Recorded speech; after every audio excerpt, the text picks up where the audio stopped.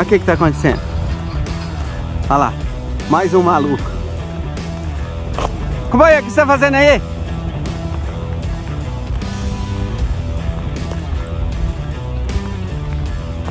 Perdeu o carro?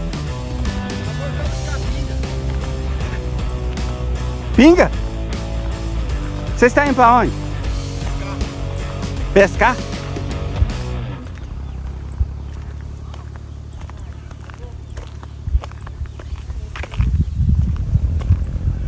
Quem que é os pingus que tá com você? Ah, é um pinguço e um drogado. Para Ronaldo e Rafael.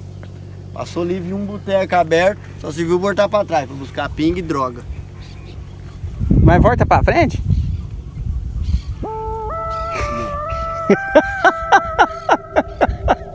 Volta pra frente. Né? Se vai voltar é pra onde? Vai voltar pra casa do caralho agora.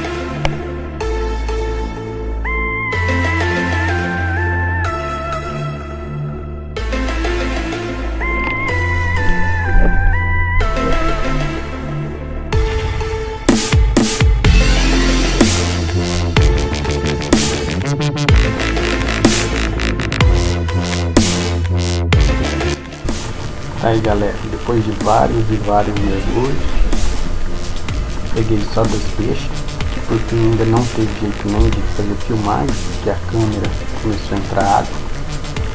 E tá provado aí que nem sempre uma boa pinéia é garantia de peixe, né? Teve gente aí, meus amigos, que com 40 e poucos segundos pegou tilápia enorme, né? 3 kg, 4 kg. Então tá aí, só para vocês verem que nem sempre uma pinéia ajuda a pegar peixe, né? Técnica, apneia e sorte é o que precisa. E dessa vez eu não tive sorte, tava com a apneia até boa, mas não foi o meu dia, um dia muito estranho. E não se esqueça, se inscreva, compartilhe e deixe seu like para fortalecer aí o canal. Quem sabe no próximo vídeo eu mostro aí, além das preservadas do Edinho, né, alguns capturas de peixe. Fica com as fotos aí e obrigado.